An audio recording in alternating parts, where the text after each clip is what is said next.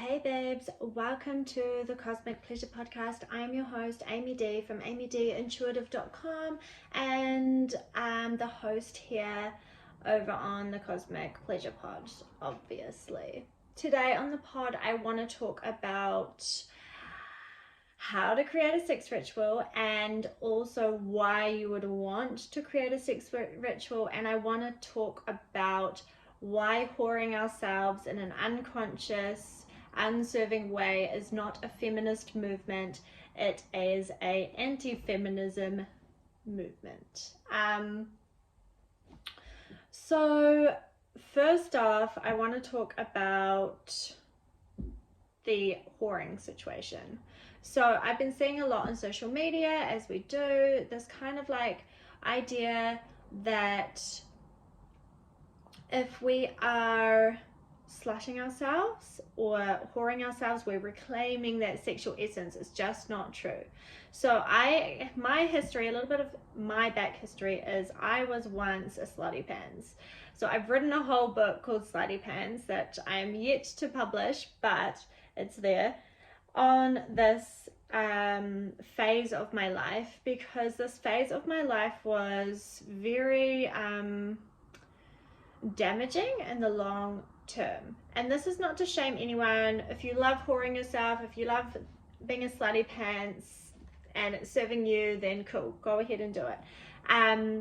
But for me, it served me until it didn't serve me. So I, for a long time, thought that me doing it like a dude, taking what was mine, sexing up a storm, unconsciously with men that honestly, I can't even remember some of their names. I used to think that that was a feminist thing, that I'm just so feminist and I can fucking do what I want and fuck the patriarchal society trying to control me, keep me down. And why you would want to create a sex ritual. And also I wanted to touch on a topic that's pretty controversial, but the idea that whoring ourselves, slutting ourselves unconsciously, and what that means to me, and why it is not a feminist movement. It is actually anti-feminism, as in disempowering for many women, and how we can kind of move more consciously into that space of casual sex or the healthy slut, I guess. So this topic came to me last night because I actually did a little self-lovey sex ritual for myself. Wasn't planned to be sex ritual, so by sex ritual, I guess let's keep it more fluid, in the sense that it's more like a ritual of sensuality for ourselves, because it does not have to end with penetrative sex, whether that's self sex or coupled sexuality. But it's a sensual ritual that helps to bring us home to more of ourselves, helps to heal us energetically, and also tap into like our divine innate feminine essence and wisdom as a woman. This episode is more focused on females, and probably those who have a yoni or a pussy. So first up, when it comes to the topic of whoring ourselves or slutting ourselves, to me, the slutting of ourselves is not about how much sex we're having, who we're having sex with, and anything like that. To me, slutting ourselves is having sex from a place of disregard to our well-being and to our bodies, to our souls, to our mental health, to our emotional health, etc., etc. It's not about the body count, it's not about whether we know somebody, it's not about how casual it is, it's about whether or not we are having sex from a place of wellness, from a conscious space or not. So for me, if you are having sex from a space of avoidance, avoidance of your well-being, avoidance of what your body's calling out for, your soul's asking you to kind of sex from, then potentially you are finding yourself slutting yourself or whoring yourself. And that's okay. I've been there. I've done it a lot in my life. But I do speak about this because the topic is near and dear to my heart. It's something that's caused trauma in my own life. And I would just love to support you in any way you can, any way I can from my own experiences. It's not to say you shouldn't do it, because I probably had to do it to learn from these experiences. But if you are feeling at all the call to listen to this podcast, then potentially these messages could be supportive to you, and take what you want, leave what you don't. So if we're finding ourselves slutting and having sex from this space, often it's in an avoidance of something going on underneath the surface. For me personally, on my journey, it was searching validation, seeking confirmation of my desirability, and the love that I couldn't find for myself internally. I was seeking it through the male gaze in particular. At that time, I wasn't really involved. I wasn't acknowledging the fluid or bisexual traits within me. So my sex life was predominantly with men at that time. And I found that I desperately craved, it was like a mixture of like childhood wounds, probably daddy issues, and an avoidance of my own inner turmoil, my own inner pain, my own mental imbalance, and my inability to just have fun in the present moment without drugs, alcohol, and sex, because all of those things are addictive, inclusive of sex. In its lower nature, sexuality is addictive. But what I'm seeing come out a lot, and it's always been there, even when I was going through my slutty phases, which were many years ago now, probably nearly over 10 years ago, give or take.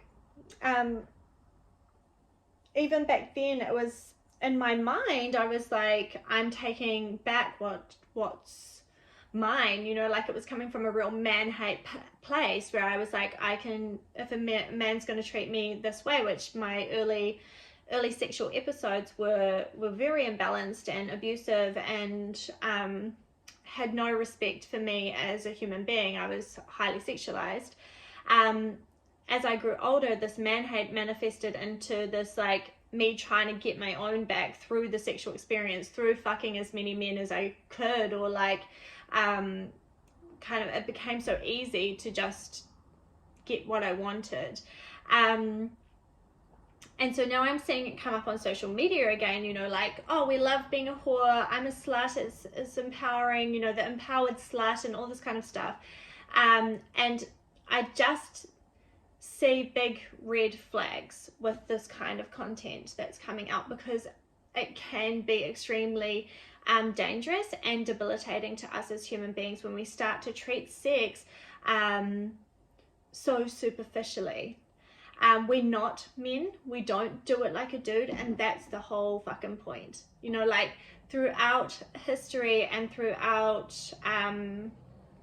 my studies through the spiritual connection to sexuality, there's such a repetitive knowing, a repetitive pattern, that as the divine feminine, and this is not the superficial version of us, the like deep innate soul parts of us, we do know our truth. Many of us, and I had this conversation with my girlfriends recently, like this deep underlying knowing that when a man enters us, it's almost like we're nurturing them in with our sacred pussy, right? So in many cultures, the pussy was believed to be divine. It was a place of worship, and not like worship my pussy bitch, you know, like not like that, but like it was a place where men in particular can connect to the divine, and the woman is considered the goddess in that aspect.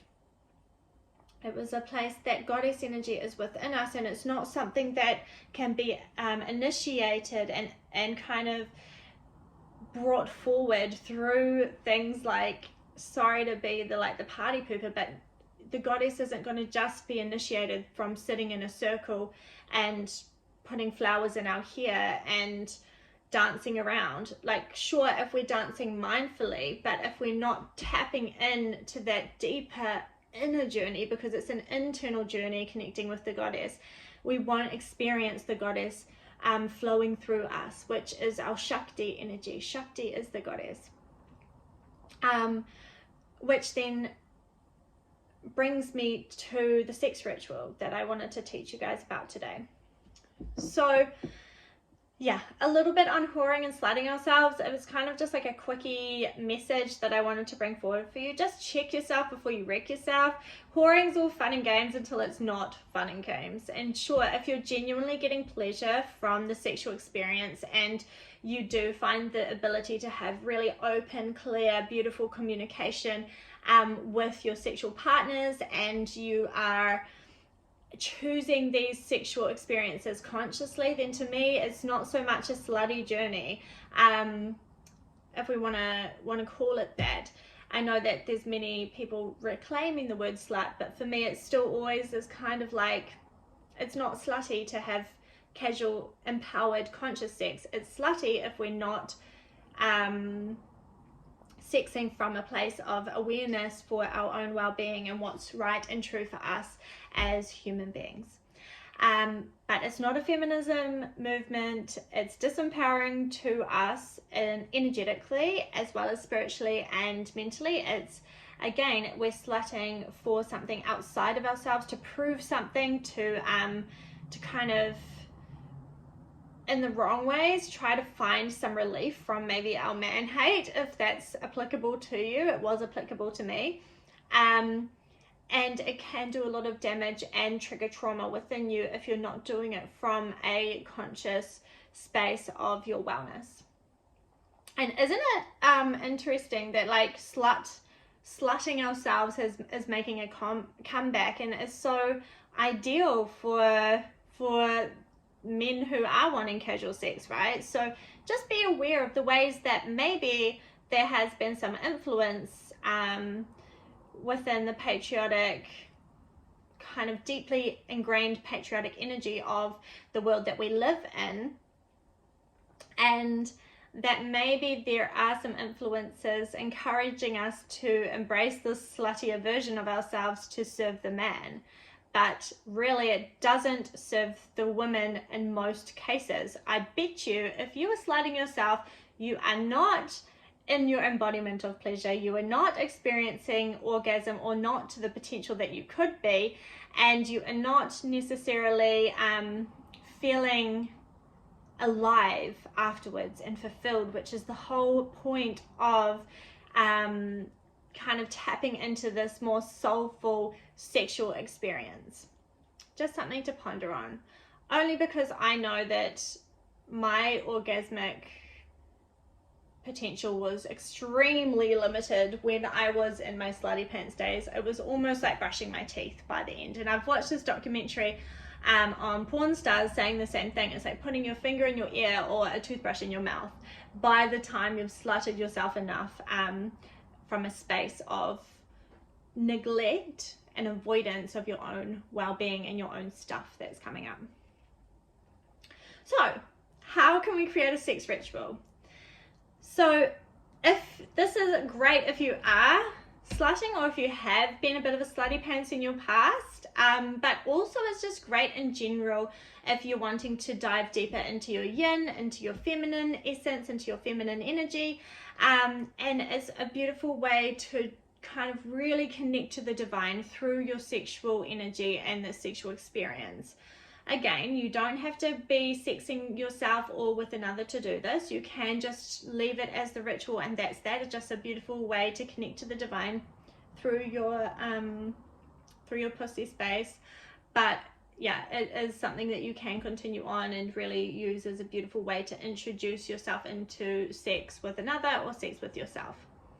So the way I had my little sex ritual last night, it's really simple. You just clear out your space and you light some candles, and I want you to get a mirror or 2 mirrors. So for me, I've literally set up a little place in my bedroom that's like my pussy worship corner. So I've got my yoni painting on the wall, because I do pussy portraits in watercolor.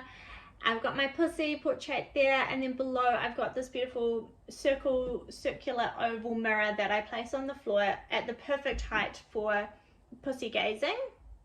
I've got fairy lights around my mirror, and I light candles around it like it's a shrine, ultimately, ready to worship my own pussy. Last night I made sure to just be really slow and sensual with my movements in general when setting it up. So instead of like rushing to get all the bits and pieces organized, so like my candles and my oil and my notebook, because you're gonna need a notebook for this ritual, I was really conscious of taking slow and sensual movements and my energy and how rushed and stressed I was feeling, because stress is something that I do struggle to manage. So it's really important that we're checking in with ourselves. It's the whole experience. A ritual is the whole experience. It's not just sitting down and looking at our pussy. It's about consciously tapping into your internal self, where you're at and how rushed or stressed you're feeling.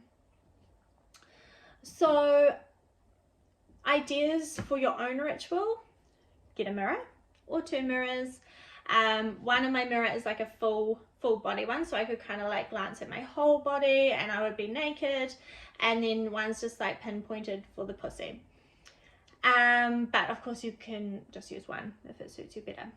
Candles, or beautiful dim lighting, so salt lamp, etc. But candles and the flame is really potent for kind of bringing your focus back into your present moment, because you can use the candle itself as a meditative practice. So if you are feeling distracted, you can spend a few minutes gazing at the flame and just really noticing the flicker and the color and the vibrancy of the flame, and use it as a meditative practice to bring you back into the kind of the present moment when we're feeling ourselves disassociate, because this work can be a little bit confronting if you're not used to doing it. A notebook is beautiful to make notes as you go, and I did last night, and it's really interesting watching your thoughts and what comes up as you gaze at your pussy. For me last night, it was just noticing the urge to laugh at myself, and not in like a joyful, ecstatic, oh my god I love my pussy way, but in like a oh my god how ridiculous this practice is way. So I've been practicing this for freaking years, and it's still something that comes up for me, is the shame and the trying to make light of it, like oh my god it's so funny. But that's fine. It's okay to laugh at ourselves. It's okay to feel ridiculous or silly or whatever. But underneath that, it's peeling back the why we feel silly or why we feel shame, and can we instead move further into grace and honor our pussies? Because not only are they a portal to the divine, it's where the soul enters the body, right, to create a human. That's why it is such it's not the only reason why, but it is a direct hookup to source in that sense. But it's just noticing those little thoughts that come into your head, and where they come from, and if they're really true. So for me, it was laughing at my pussy, or laughing at me gazing at my pussy, and then like the shape of my pussy, etc., and how it looks and feels and blah blah blah. But it was also then for me reflecting on, would I laugh at my hand, right? Would I laugh at looking at my hand? Would I think that's ridiculous? Or do I laugh at my face in the mirror when I look at my face in the mirror? So why am I laughing at this other simple part of my body? Why am I laughing at gazing at my pussy as though it's something so embarrassing and so shameful to do? That's deep patriotic wounding of shame and disgust of our body parts. So yeah, pussy gazing is the first step of a ritual. after you've set yourself up, is just taking some time to undress yourself and just take some time to just notice your body, notice your breasts, and really take time to meditatively gaze over your body and your yoni, and notice the feelings that come up, the discomfort, the unease, but also underneath that, really choose to see the beauty in yourself. And this is a choice, and it's intentional, and it is something that does take practice, and peeling back the layers of dislike for ourselves is not something that instantly, for some you may, but instantly you love your body. But leaning into the discomfort of allowing yourself to love looking at yourself and seeing your beauty and your divinity in the mirror. Then I journaled for a little bit. So journaling is really important. Like I said, noticing why I wanted to laugh, noticing different feelings or pain or emotions that come up when I look at her, maybe disgust or irritation or sadness of being persecuted for so long. Notice anything that comes up for you as you gaze at your pussy.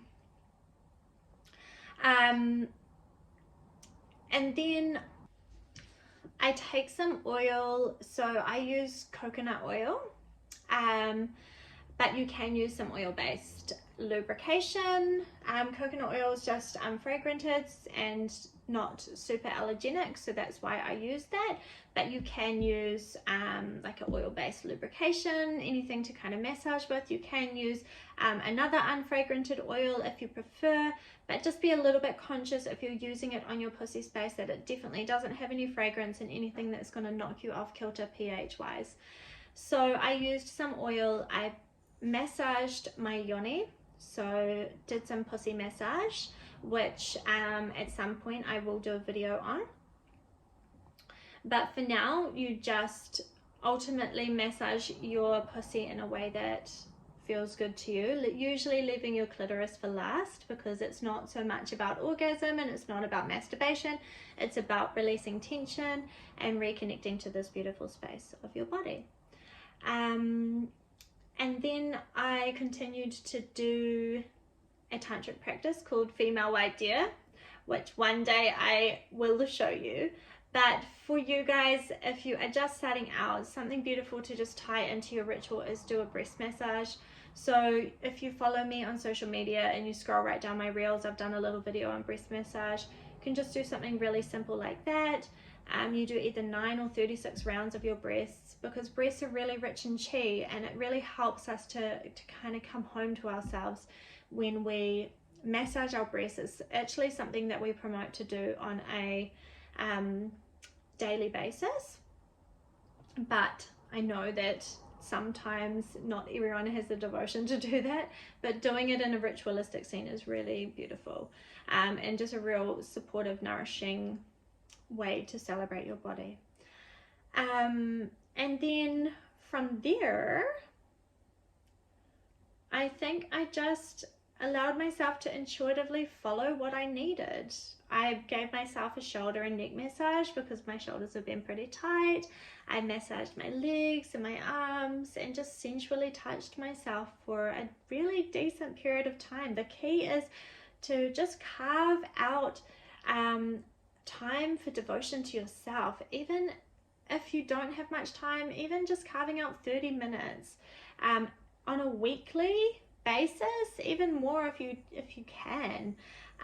It just helps to bring you home to yourself. And if you're in a coupled scenario, you can apply this to the beginnings of your sensual play. And this is how, like in Tantra, they talk about like 2-hour long lovemaking sessions, and people think like, oh my god, how could anyone ever last that long in the sexual experience? But trust me, when you're really diving into pleasure and time just morph into nothingness, because you're really just taking the time to slow down and celebrate one another, and it needs to be away from the goal of orgasm. And from there, after I'd massaged myself, then I moved into more sexual, sensual physically sexual experiences, but you just trust your own intuition and where you want to go with this, because this is your sex ritual, and you can do with it whatever you feel called to. If you're asexual and don't want to have sexy time, this is still a beautiful way to support and nourish your yin, but also to utilize and use your sexual energy and help your sexual energy to flow in a really healthy, beautiful way. If you are in a coupled scenario, the ritual that I just described to you that I did last night can simply be applied to you as a couple. So maybe instead of a mirror this time around, you spend time gazing at one another's body. So I still recommend doing solo rituals on a regular basis, because the more you can practice this work outside of your coupled relationship, the more present and in tune with yourself and your lover you will be. But if you are in a couple and you wanted to experience a sex ritual together or create your own form of a sex ritual, it would just be a matter of lighting candles, as I said, creating a really organized, clean space, because if we're doing this in a disorganized space, Feng Shui talks about it a lot, but if our space is cluttered and messy and dirty and all of that kind of stuff, it's really hard for us to be present and for us as humans to focus on the present moment and what we're doing. We always get distracted by all of the things around us and our energy is scattered. So if we can clean up and clear our space first, it's really potent. Then you could spend time gazing at one another as a couple. So there is many practices in Tantra that talks of men and women gazing at one another's body, in particular men yoni gazing, but this can be applied to women gazing at her man or her more masculine partner. So gazing at one another and really noticing every part of their body, the texture of their skin and the little like fuzzes on their body, the little fuzzy hairs, and just really like meditatively looking at your partner and allowing yourself to be turned on by the we call it the Andrea, the sense of sight, and then going through all of the senses as a ritualistic practice. So recognizing beautiful smells. So smell is connected to our base chakra. So, you know, having a beautiful essential oil that maybe you drop on the pillow before you start the ritual, or that you place on your wrist, that triggers the sense of smell. And you can have beautiful food kind of before the ritual or during, you know, like to trigger this sensation, the sense of taste, which taste is connected to our sacral chakra. And we carry on like this, and then obviously there's touch, and just gently touching one another or giving each other a sensual massage is really beautiful. Or if you're a male or a person with a yoni pussy genitaled partner, you could offer a yoni massage, which needs to come with no expectation of sex at the end. But like I said, this is a ritual. It's called a sex ritual. That's what I'm calling it today, but it doesn't mean you have to have the sex. It's a sex ritual that helps to support and use your sexual energy in a really nourishing, beautiful way. And once you're done with the sensual touching of one another, just see where you feel guided to go. Do you feel guided to just spoon and cuddle? Or do you feel guided to kiss for long periods of time, really passionately? Do you feel guided to go into kind of penetrative union, but checking in with your yoni partnered person if they're ready, because this is crucial. The yoni, you will know innately if your yoni or your pussy is ready for penetration. So really checking in with your partner is such a potent practice for us all to be practicing in the sexual experience to achieve more pleasure and orgasm and a deep sense of safety and surrender in the sexual experience.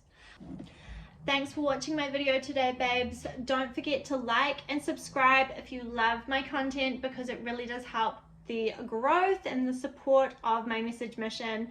If you want to find me on my website to book a personalized reading or a one-to-one Zoom session, look up amydintuitive.com. Links will be below, and I'm sending you all of the love.